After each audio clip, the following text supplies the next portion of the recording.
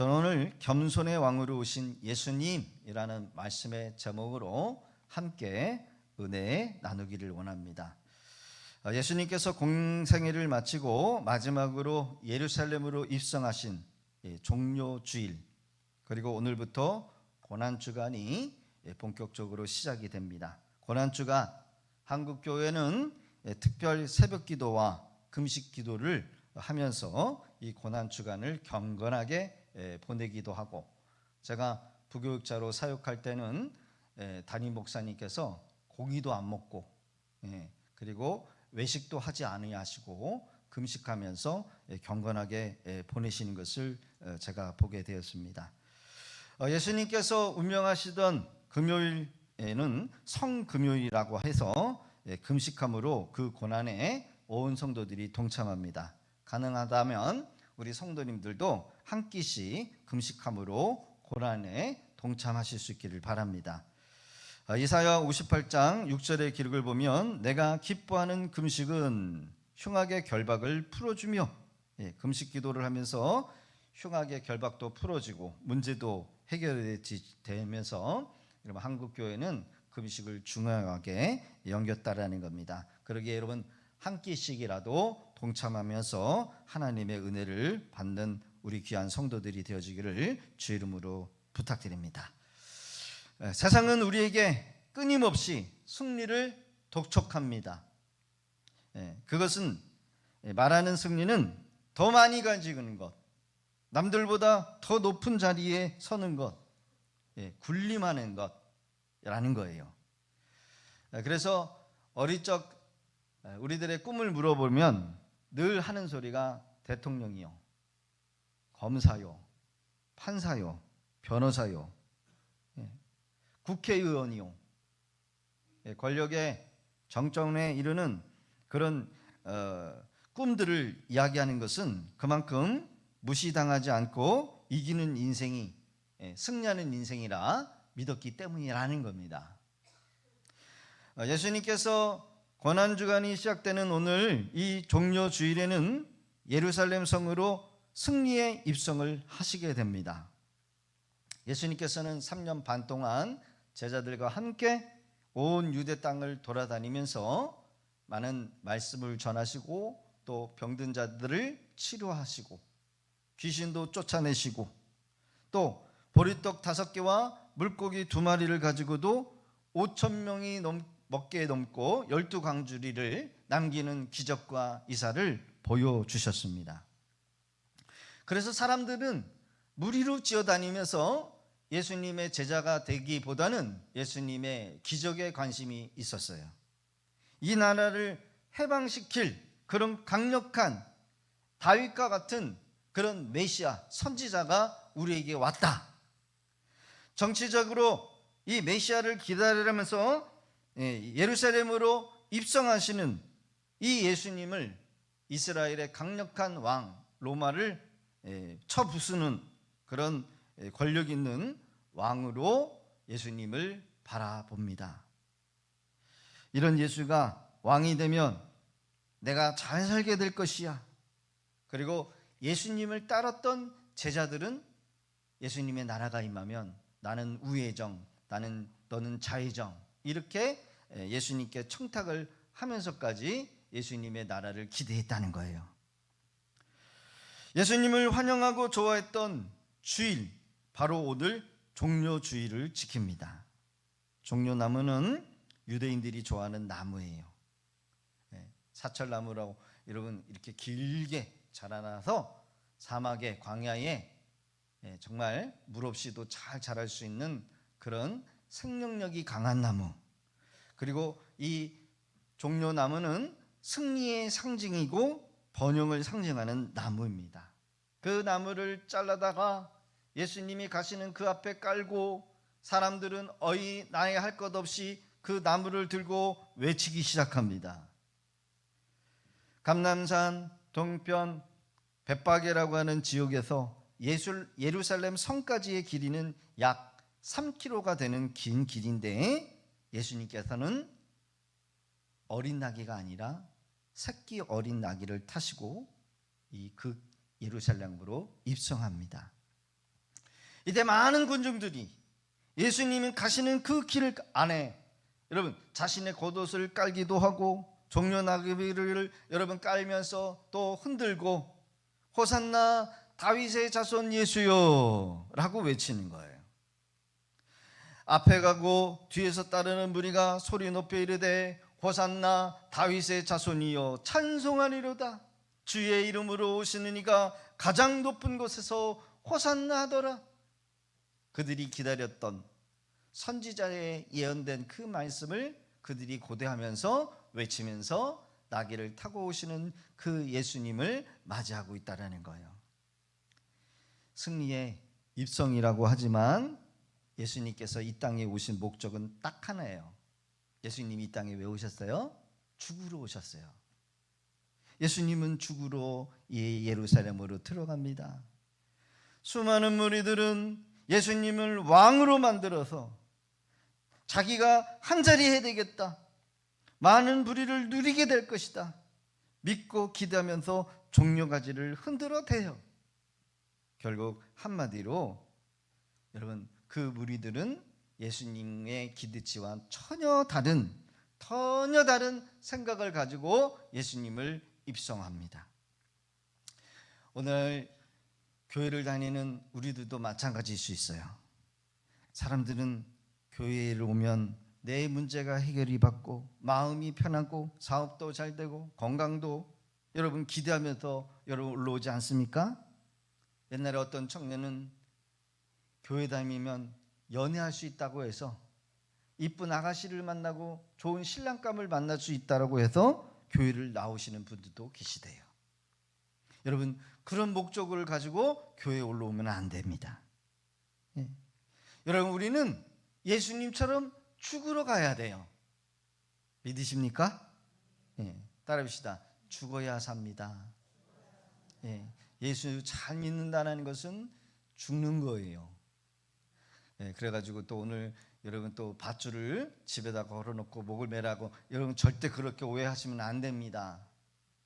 예수님은 우리를 위해서 십자가에서 죽으신 거고 우리는 십자가에서 죽는 것이 아니라 예수님처럼 우리도 같이 여러분 믿음으로 죽는 거예요. 믿음으로 죽어야 돼요. 무슨 말이냐? 우리의 주인된 우리의 자아가 죽어야 돼요. 우리 속에 있는 욕심, 육신의 정욕, 안목의 정욕, 이생의 자랑의 그 모든 것들이 예수님과 함께 십자가에서 죽어야 돼요. 그래야 죽어야 하늘나라 가는 거예요. 그게 바로 거듭남이요. 예수님을 제대로 믿고 신앙생활 하려면 여러분 정말 우리 안에 우리 주인이 바뀌어야 되는데 그냥 바뀌는 게 아니라 예수님과 함께 십자가에서 죽을 때 여러분요 우리도 살아나는 거예요. 그것이 진정한 죽음이라는 겁니다. 그러기 위해서 예수님을 잘 믿는다라고 하는 것은 무엇을 말하느냐? 내 안에 내 자아가 여러분 같이 죽고 예수님이 고난당하실 때 양손에 십자가에 못이 박히고 양발에 여러분 못이 박힐 때 내 제가 예수님과 함께 죽어요. 그리고 예수님이 죽으셔서 여러분 그 시체가 무덤에 안장이 될 때 우리도 같이 죽는 거예요. 내가 원래는 십자가에서 죽어야 되는데 내가 내 죄로 말미암아 예수님처럼 내가 죽어야 되는데 예수님이 나를 살리시려고 대신 십자가에서 죽으신 거예요. 여러분 이것을 믿으시기를 바랍니다. 그래서 여러분요 우리는 이 무리들과 함께 여러분 예수님의 전혀 다른 기대를 가지고 교회에 올라오면 안 돼요.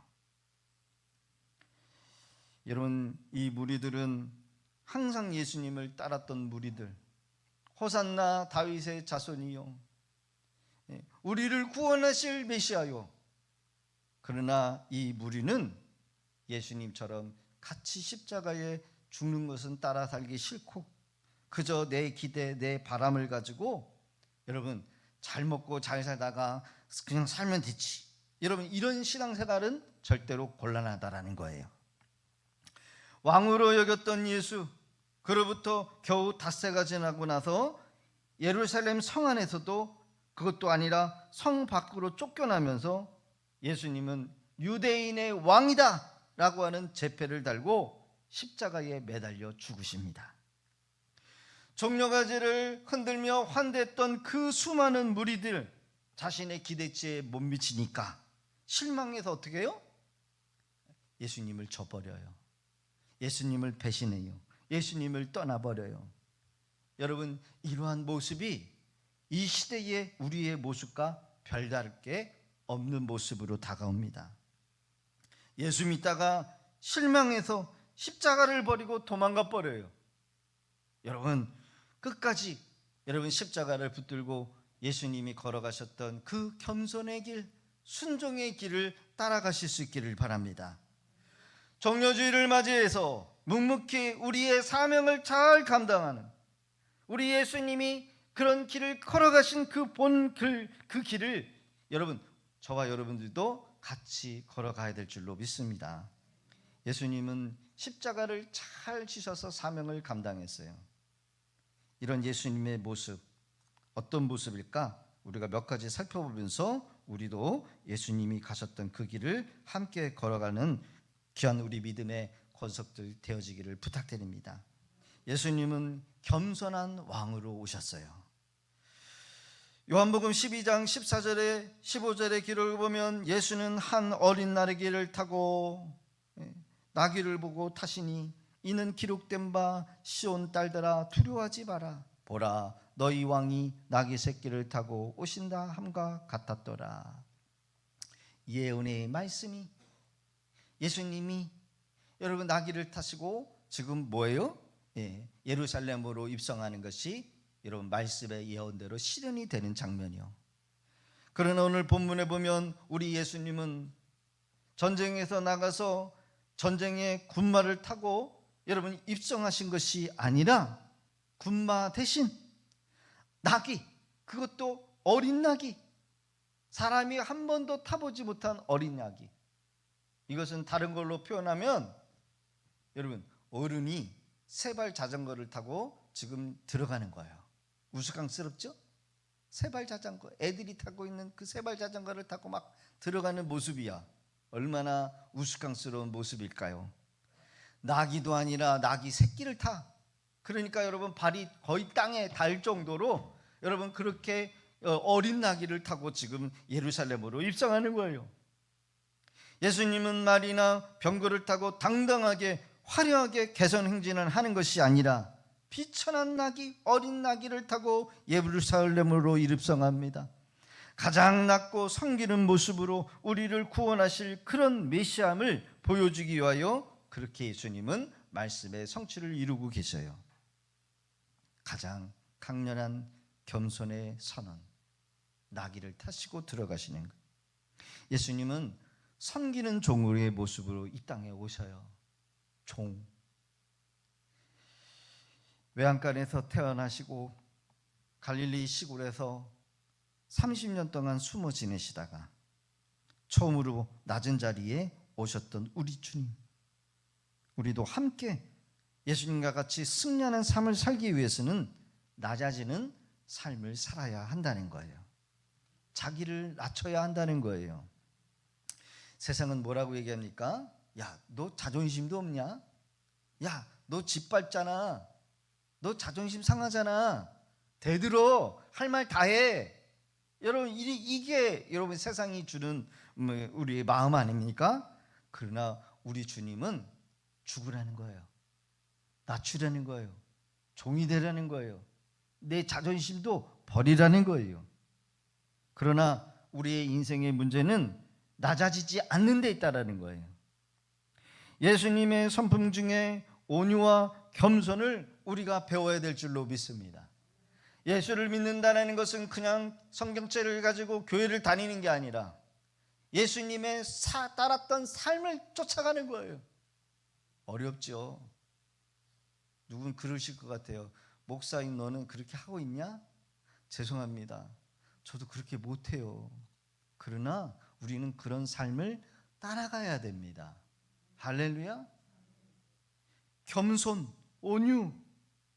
예수님은 막강한 힘이 있음에도 불구하고 저와 여러분들을 살리시기 위하여 그 십자가에서 내려오실 수 있음에도 불구하고 내려오지 아니하시고 아버지의 뜻에 순종하고 복종하셔서 십자가를 지시고 죽으셨어요. 이게 바로 온유요, 이게 바로 겸손이요.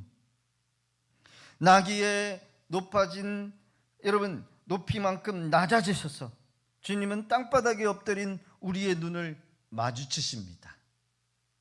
이 세상을 창조하시고 이 세상의 창조 만물이신 그 주님이 사람의 모습으로 이 땅에 오셔서 사람보다 더 낮아지는 종이 되셔서 십자가를 짊어지시고 죽으셨어요. 이 낮은 시선 앞에 서면 우리는 윤동주 시인의 시를 고백할 수 있어요. 하늘을 우러러 한 점 부끄럼 없기를. 제가 10대 윤동주 시인을 좋아했는데 이 시가 뭐예요? 하늘을 우러러 한 점 부끄럼 없기를. 나이가 하나둘씩 먹으면서 세월이 흘러가며 하늘을 우러러 한 점 부끄러움이 없는 여러분 이런 모습이 아니라 점점점 고개가 떨궈져요, 밑으로. 왜 그럴까요? 살면 살수록 오래되면 오래될수록 더 많이 죄를 짓구나. 하나님 앞에 고개를 들을 수 없는 우리의 모습을 봅니다. 하나님 앞에서 부끄러움 없는 삶을 산다는 것이 불가능한 거구나. 불가능한 거구나. 불가능해. 그래요. 바울 사도는 뭐라고 고백을 합니까? 로마서 7장 24절에 오라 나는 곤고한 사람이로다. 누가 나를 이 사망의 몸에서 구원하랴.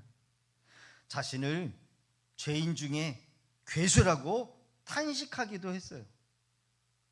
바울 사도가 나는 죄인 중에 괴수다. 괴수. 여러분 그 고백이 바로 오늘 저와 여러분들의 고백이 되어야 한다는 거예요. 내가 얼마나 큰 죄인인지를 빨리 깨닫는 거, 내 힘으로는 설 수 없는 그런 인생이구나 인정하는 것, 그래서 주님의 발 앞에 엎드리는 것. 이것이 뭐예요? 이것이 자기 부인이요. 자기 부인. 이것이 자기를 죽이는 것. 십자가를 지고. 너희들이 고난주간이 되면 꼭 왜 나만 십자가를 지게 하느냐. 주님이 이렇게 물으시는 것 같아요. 너도 교회에서 너희 십자가를 지고 죽을 각오를 하고 너를 부인하고 나를 따라와. 여러분 이것이 우리에게 요구하시는 주님의 뜻이요. 그래야 바울 사도는 내가 날마다 죽노라 라고 하는 고백을 해요. 날마다 죽노라. 무슨 말이에요?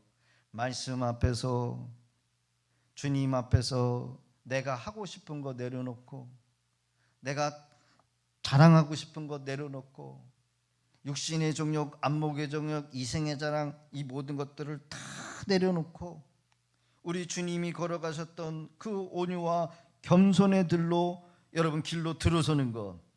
여러분 이것이 십자가의 길이고 이것이 사는 길이요. 사랑하는 성도 여러분, 내 주변에 여러분 그 사람들을 향하여 내가 판단하고 정죄하기 전에 내가 주님 앞에 어떤 은혜를 입었는가, 어떤 은혜를 입고 살아가는 자인지를 깨닫는 저와 여러분 되시기를 주의 이름으로 부탁드립니다. 우리는 판단을 잘해요. 그렇죠? 판단을 잘해. 내 안에 들보가 이렇게 있으면서도 다른 사람의 티를 보면서, 다른 사람의 얼룩을 보면서, 다른 사람의 그 실수를 보면서 얼마나 열심히 판단하고 정죄를 잘하는가. 그러나 여러분, 남을 판단하기 전에 그 판단하는 그 내 모습을 바라보면 나는 더 큰 판단을 받아야 될 사람이를 알아야 돼요. 그래야 내가 어떤 은혜를 입은 자인지를 알게 된다는 겁니다. 예수님은 온유와 겸손함으로 십자가를 짊어지셨어요. 두 번째로는 예수님은 자기를 비워 우리를 살리시는 왕으로 오셨다는 거예요. 자기를 비워.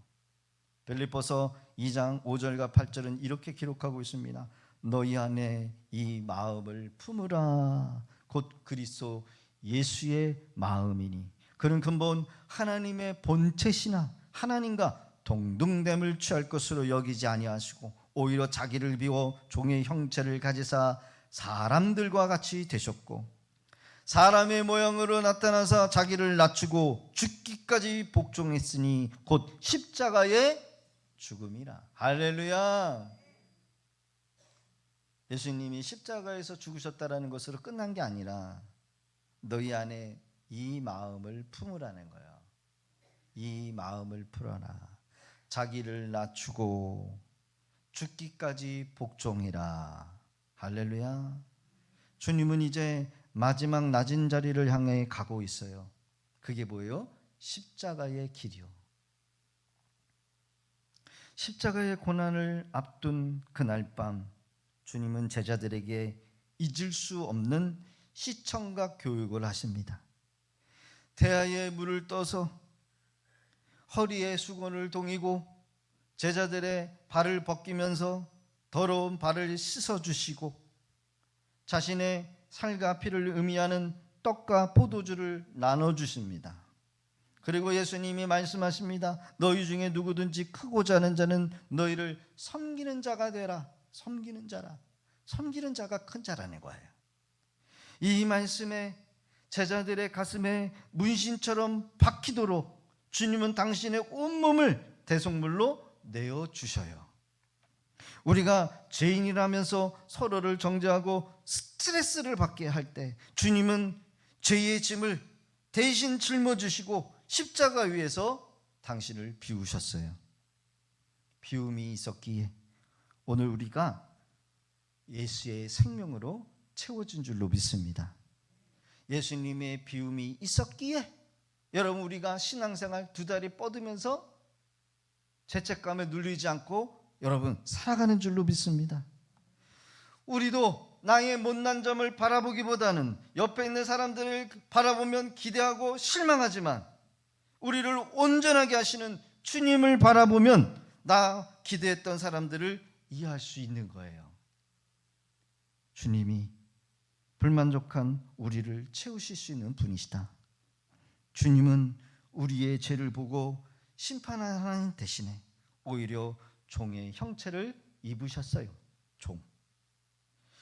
오히려 자기를 비워 종의 형체를 가지사 사람같이 되셨고 할렐루야. 십자가를 지신 우리 예수님은 승리하셔요. 요한복음 12장 6절의 기록을 보면 제자들은 처음에 이 일을 깨닫지 못하였다가 예수께서 영광을 받으신 후에야 이것이 예수에 대하여 기록된 것인가 사람들이 예수께 이와 같이 한 것임을 생각났더라. 깨닫지 못했다는 거예요. 예수님이 왜 자꾸 십자가에서 죽으신다고 그러지? 그리고 다시 살아난다고 하시지? 여러분 이것은 우리도 마찬가지예요. 우리가 세상에 나가 복음을 들고 낮아질 때 사람들은 무시해요. 너 예수 봤어? 예수 기적 일으키는 거 봤어? 무시당하면서도 묵묵히 섬기는 삶을 살 때 나도 흔들려. 나도 바보 같아. 그러나 세상 사람들이 우리를 향하여 조롱 섞인 비웃음을 보일지는 모르겠지만 여러분 괜찮습니다. 괜찮아요. 주님이 영광을 얻으신 후에야 제자들이 그 뜻을 깨닫듯이 여러분 우리의 섬김, 우리의 헌신 당장 열매가 나타나지 않고 보이지 아니할지라도 여러분 우리가 가는 그 곳곳마다 우리가 뿌린 그 곳곳에 여러분 새로운 구원의 역사가 나타나게 될 줄로 믿으시기를 바랍니다. 결코 우리가 여러분요 그냥 뿌리는 게 아니요. 하나님의 진실 여러분 좁은 길이요. 예수님이 걸어가셨던 아주 좁은 길, 어려운 길, 그 십자가 속에 새로운 창조가 여러분 생명이 일어나는 겁니다. 여러분 예수님이 가셨던 그 참된 구원의 길, 영광의 길 우리도 따라가실 수 있기를 부탁드립니다. 말씀의 결론입니다. 때가 되면 너희를 높이신대요. 우리는 성찬의 자리로 나아갑니다. 찢어지는 빵, 우리를 위하여 부서진 주님의 몸, 나누는 자는 우리를 살리신 예수님의 보혈, 예수님은 이것을 교회를 통해서 기념하라고 했고, 여러분 초대교회들은 이것을 하지 못하는 것을 여러분 저주라고 생각했어요. 나는 포도나무요 너희는 가지니, 가지가 포도나무에 붙어 있지 않냐면 저절로 너희들은 열매를 맺을 수 없음과 같이 나를 떠나서는 너희가 살 수 없다라고 말씀하십니다. 여러분 우리도 예수님의 마음을 품고 주님의 교회에 붙어서 주님이 주시는 살과 피를 먹으면서 우리도 주님이 가셨던 그 낮아지는 길, 섬김의 길로 나가실 수 있기를 주의 이름으로 부탁드립니다. 형제의 발을 씻기는 종이 되겠습니다. 복음을 위하여 낮아지는 것, 그것은 굴욕이 아니라 주님의 승리에 동참하는 길이라는 것을 믿고 여러분들이 있는 그 곳곳에서 낮아져서 섬김으로써 여러분 하나님의 영광을 드러내는 복된 우리 성도들이 되어지기를 주의 이름으로 부탁드립니다. 오늘 우리는 성찬이라고 하는 식탁 앞에 초대를 받았어요. 잠시 후에 마주할 성찬의 떡, 잔, 화려한 왕의 만찬이 아니라 오히려 가장 비참하게 찢겨지고 처절하게 쏟아부어질 희생의 식탁. 주님은 오늘 우리에게 이렇게 선언합니다. 나를 찢어 너를 살리는 것이 진짜 승리다. 이 거룩한 성찬을 통하여 겸손과 섬김의 진리를, 승리를 맛보는 복된 우리 믿음의 성도들 되어지기를 주의 이름으로 축복합니다.